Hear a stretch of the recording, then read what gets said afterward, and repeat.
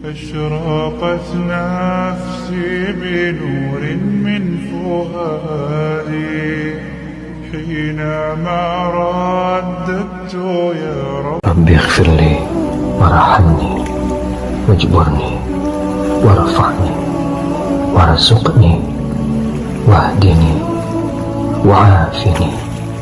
சுபஹானல்லாஹ், ஜும்மாவுடைய நாளாக இருக்கிறது. அல்ஹம்துலில்லாஹ். அழகான ஒரு ஹதீஸை பாருங்கள்.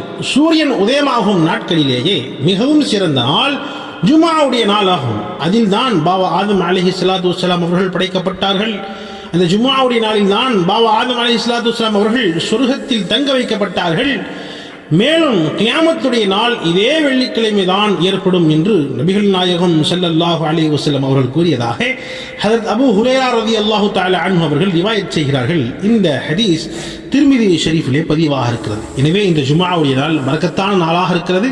இந்த ஜும்ஆவுடைய நாளில் அதிகமாக தான தர்மங்கள் செய்ய வேண்டும், அதிகமாக துஆக்கள் கேட்க வேண்டும், நபிகள் நாயகம் ஸல்லல்லாஹு அலைஹி வஸல்லம் அவர்கள் மீது அதிகமாக ஸலவாத் ஓத